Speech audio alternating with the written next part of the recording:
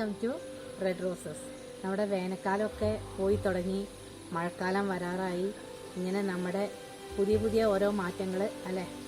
പിന്നെ അതുപോലെ തന്നെ നമ്മൾ വിചാരിക്കാത്ത കാര്യങ്ങളാണ് നമ്മുടെ ജീവിതത്തിൽ സംഭവിക്കുക. അങ്ങനെ ഓരോ മാറ്റങ്ങളൊക്കെ എങ്ങനെയാണ് വരിക എന്ന് നമുക്ക് പറയാൻ പറ്റില്ല. അതുപോലെ നമ്മുടെ റെസിപ്പിയിൽ നമുക്ക് പുതിയ മാറ്റങ്ങൾ വരുത്തണമല്ലോ. എന്നും നോൺ വെജും ഒന്നും ആയാൽ പറ്റില്ലല്ലോ. അപ്പം ഞാൻ വിചാരിച്ചു, ഇപ്പോൾ കടച്ചക്കയുടെ സീസണാണ്, ഒരു കടച്ചക്ക മസാലക്കറി നിങ്ങൾക്ക് വേണ്ടിയിട്ട് പ്രസൻറ്റ് ചെയ്താലോ. ഒരു അടിപൊളി കടച്ചക്ക മസാലക്കറിയാണ് ഞാൻ ഉണ്ടാക്കിയിരിക്കുന്നത്. നിങ്ങളെല്ലാവരും ഇത് കണ്ടിട്ട് ഒന്ന് ട്രൈ ചെയ്ത് നോക്കൂ. ഈ രീതിയിൽ ഉണ്ടാക്കിയിട്ട് നിങ്ങളുടെ സജഷൻ എന്തെങ്കിലും ഉണ്ടെങ്കിൽ കമൻറ്റ് ബോക്സിൽ കൂടെ നിങ്ങളെ അറിയിക്കും. ഈ വീഡിയോ നിങ്ങൾക്ക് ഇഷ്ടപ്പെടുകയാണെങ്കിൽ നിങ്ങൾ ലൈക്ക് ചെയ്യൂ, ഷെയർ ചെയ്യൂ. ആദ്യമായിട്ടാണ് ഞങ്ങളുടെ ചാനൽ കാണുന്നവരാണെങ്കിൽ ഒന്ന് സബ്സ്ക്രൈബ് ചെയ്തോളൂ. അടുത്തുള്ള ബെല്ലൈക്കൺ കൂടി ഒന്ന് അമർത്തിക്കോളൂ. അപ്പോൾ നമുക്ക് നമ്മുടെ മസാലക്കറി ഒന്ന് ഉണ്ടാക്കി നോക്കിയാലോ. അപ്പം നമ്മളുടെ കടച്ചക്ക ഞാൻ കട്ട് ചെയ്തു. ഇനി നമുക്ക് ഇതിന്റെ തൊലി ചെത്തി ചെറിയ കഷ്ണങ്ങളാക്കി മുറിച്ചെടുക്കാം. ഇതിന്റെ ഈ മൂക്കുണ്ടല്ലോ, അത് നമ്മൾ എപ്പോഴും ചെത്തിക്കളയണ്ട ഉണ്ടാക്കുമ്പോ. അപ്പൊ ഞാൻ അത് തൊലി ചെത്തി വരട്ടെ. അപ്പൊ ഞാൻ ആ കടച്ചക്ക ചെറിയ പീസാക്കി മുറിച്ചു. ഇതാ ഇങ്ങനെ മുറിച്ചത്. ഇത് ഹാഫ് കടച്ചക്കയാണ് ഞാൻ എടുത്തത്. അതിനെ നന്നായി കഴുകി അത് നമുക്ക് കുക്കറിലേക്ക് ഇട്ട് കൊടുക്കാം. കടച്ചക്കൊണ്ട് ഞാൻ മസാലക്കറിയാണ് വെക്കണത് കേട്ടോ. അതിന്റെ ഒപ്പം ഒരു പകുതി ഉള്ളി പതുക്കി ഇടുന്നുണ്ട്, പകുതി തക്കാളി,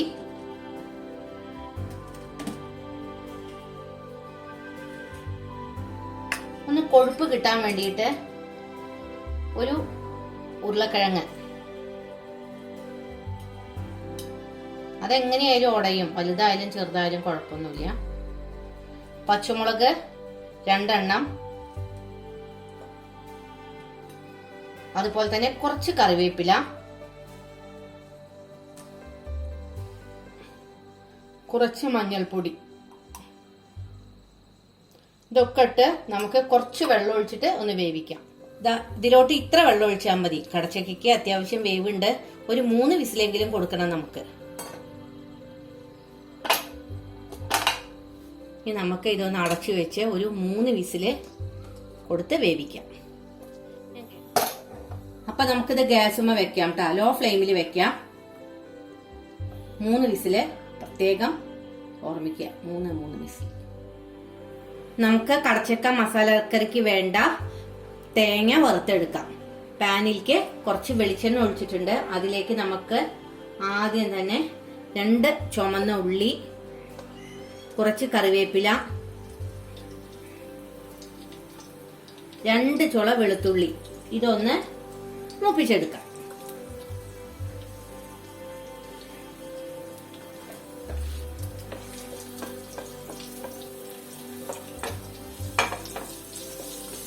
ഇതൊന്ന് ചെറുതായി ഒന്ന് മൂക്കട്ടെ. അപ്പം ഉള്ളിയും ചുമന്നുള്ളിയും ഒക്കെ മൂത്തു. നമുക്കിതിലേക്ക് തേങ്ങ ഇട്ട് കൊടുക്കാം. ഈ തേങ്ങ മതി കേട്ടോ. അതായത് ഒരു ബൗള് തേങ്ങയുണ്ട്, സാധാരണ ചെറിയൊരു ബൗൾ. ഇത് നന്നായിട്ടൊന്ന് വറുത്തെടുക്കാം. തേങ്ങ മൂത്ത് കഴിഞ്ഞാൽ നമുക്ക് ഇതിലേക്ക് പൊടികളൊക്കെ ചേർത്ത് ഇത് ഓഫ് ചെയ്തിടാം. അപ്പൊ നമ്മളുടെ തേങ്ങ കണ്ടുവാ മൂത്തു. ഈ മൂപ്പേ ആവശ്യമുള്ളൂ കേട്ടോ. ഇതിലേക്ക് നമുക്ക് മല്ലിപ്പൊടി ഒരു 2 സ്പൂൺ, മുളക് പൊടി 1.5 ടീസ്പൂൺ. ഇനി നമുക്ക് ഇത് ഓഫ് ചെയ്യാം. ഒന്നിങ്ങനെ ചൂടാവും. ഈ ചൂടിൽ കിടന്നായിക്കോട്ടെ. ഇത് നമ്മൾ ഓഫ് ചെയ്താലും ഈ ചൂട് പോണവരെ ഇളക്കിക്കൊണ്ടിരിക്കണം. അല്ലെങ്കിൽ പെട്ടെന്ന് പൊടികളും ഒക്കെ കരിഞ്ഞു കിട്ടും, തേങ്ങയും കരിയും. അപ്പൊ കൂട്ടാന്റെ ടേസ്റ്റ് മാറും കേട്ടോ. അപ്പൊ ഇത് നന്നായിട്ട് വറുത്തു. ഇത് തണുത്തിട്ട് നമുക്ക് മിക്സിയിൽ അരയ്ക്കാം. പ്രഷർ കുക്കറിൽ 3 വിസിൽ വന്നു. എന്നിട്ട് നമ്മൾക്ക് ഇത് ഓഫ് ആക്കിയല്ലോ. അപ്പൊ അതിന്റെ പ്രഷറൊക്കെ പോയി. നമുക്ക് പ്രഷർ കുക്കർ ഒന്ന് തുറന്നു നോക്കാം വെന്തിട്ടുണ്ടോന്ന്. ഓ, നന്നായി വെന്തിട്ടുണ്ട്. കടച്ചക്ക നല്ല വേവണ കടച്ചക്കയാണ്. അപ്പൊ നമുക്ക് ഇനി ഇത് മാറ്റി വെക്കാം. ഇനി നമുക്ക് മസാലക്കറിക്ക് വേണ്ട മസാല തയ്യാറാക്കാം. ഈ പാൻ ഒന്ന് ചൂടാവണം. അതിനു മുമ്പ് നമുക്ക് ഗ്യാസ് ഒന്ന് കത്തിച്ചു കൊടുക്കാം. ഈ പാൻ ഒന്ന് ചൂടായി കഴിഞ്ഞാൽ നമുക്ക് ഇതിലേക്ക് കോക്കനട്ട് ഓയിൽ ഒഴിക്കാം. കോക്കനട്ട് ഓയിൽ മസ്റ്റ് ആണ്. ഞാൻ വറക്കണയിൽ എന്താ മഞ്ഞൾപ്പൊടി ചേർക്കാത്തത് നിങ്ങൾ വിചാരിക്കുന്നുണ്ടാവും. മഞ്ഞൾപ്പൊടി ഞാൻ വേവിക്കണയിൽ ചേർത്തിട്ടുണ്ട്. ഇനി വറക്കണയിൽ ചേർക്കേണ്ട ആവശ്യമില്ല. ഇനി നമ്മള് മസാല തയ്യാറാക്കുമ്പോൾ കുറച്ച് മഞ്ഞൾപ്പൊടി ചേർക്കാം. അപ്പൊ നമ്മുടെ കോക്കനട്ട് ഓയിൽ ചൂടായി അതിലേക്ക് നമുക്ക് ആദ്യം കുറച്ച് കടുക് ഇട്ട് കൊടുക്കാം. നമുക്ക് ഇതിലോട്ട് ഒരു 3 വെളുത്തുള്ളി അല്ലി, ഒരു 2 പച്ചമുളക്, ചെറിയൊരു പീസ് ഇഞ്ചി എല്ലാം ഇട്ട് കൊടുക്കാം. എന്നിട്ട് ഇതൊന്ന് വഴറ്റി കൊടുക്കാം. ഇതൊന്ന് മൂക്കട്ടെ. ഇതിലോട്ട് നമുക്ക് സവാള 2 സവാള അരിഞ്ഞുണ്ട് കേട്ടാ. അത്ര നൈസായിട്ട് അരിയൊന്നും വേണ്ട. സവാള ഇട്ട് കൊടുക്കാം.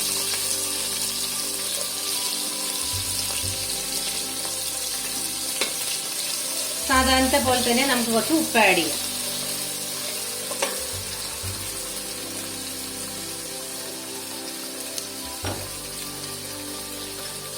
ഈ ഉപ്പ് ആഡ് ചെയ്യാം വേഗം മൂക്കാന്ന് ഞാൻ പറഞ്ഞു ഞാൻ തന്നെ നിർത്തി തുടങ്ങിപ്പോ.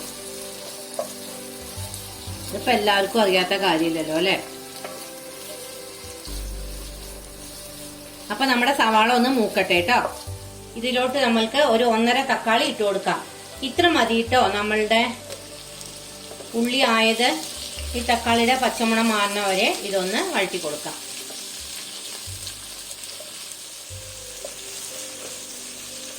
ഇതിലോട്ട് നമുക്ക് കുറച്ച് മഞ്ഞൾപ്പൊടി ആഡ് ചെയ്യാം.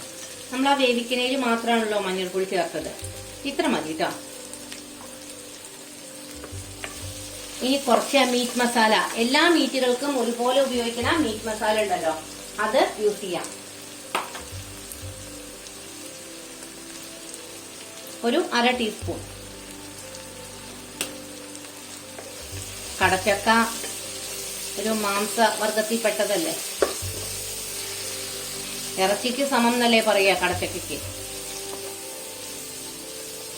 എന്നിട്ട് ഇതൊന്ന് നമുക്ക് നന്നായിട്ടൊന്ന് ഇളക്കി കൊടുക്കാം. അപ്പൊ നമ്മുടെ അരപ്പ് നല്ല പേസ്റ്റ് പോലെ അരഞ്ഞു കേട്ടോ. അതിനു മുമ്പ് നമുക്ക് ഈ വേവിച്ച് വെച്ചതെല്ലാം കൂടി ഇതിലോട്ട് ഇട്ട് കൊടുക്കാം.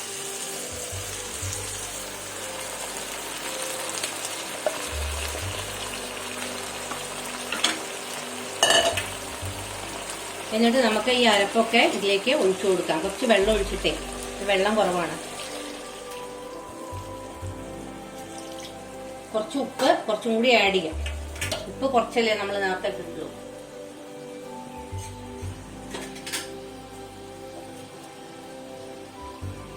ഇനി നമുക്കൊന്ന് ഇളക്കി നോക്കാം. തിളച്ചതിന് ശേഷം ഇളക്കി കൊടുക്കാം കേട്ടോ. ഒന്ന് തിളക്കട്ടെ. അപ്പം നമ്മളുടെ മസാലക്കറി ഇവിടെ റെഡിയായി. നല്ല തിളയൊക്കെ വന്നു, നല്ല മണമുണ്ട്. നല്ല വേവണ കടച്ചക്കയാണ്. ഞാൻ നിങ്ങൾക്ക് കാണിച്ചു തരട്ടെ. വേവണ കടച്ചക്ക ആവുമ്പോ തന്നെ കണ്ടു ഭയങ്കര ടേസ്റ്റ് ആവും. നോക്കൂ, വേവണുണ്ടില്ലേ? അതാണ് വീട്ടിലുണ്ടായ കടച്ചക്കയുടെ ഗുണം. വലിയ കടച്ചക്കന്മാരാണ് ഞങ്ങളുടെ വീട്ടില്, കുറേ കടച്ചക്കയാണ്. ഇതിലോട്ട് നമുക്ക് കറിവേപ്പില ഇട്ട് കൊടുക്കാം. ഇനി നമുക്ക് അത് ഓഫ് ചെയ്യാം കേട്ടോ. അപ്പോ ഈ വീഡിയോ നിങ്ങൾക്ക് ഇഷ്ടപ്പെട്ടിട്ടുണ്ടാവും എന്ന് വിചാരിക്കുന്നു. എല്ലാവരും ഇത് ട്രൈ ചെയ്യണം. ഇനി നമുക്ക് പുതിയ ഒരു വെറൈറ്റി വീഡിയോ ആയിട്ട് കാണാം.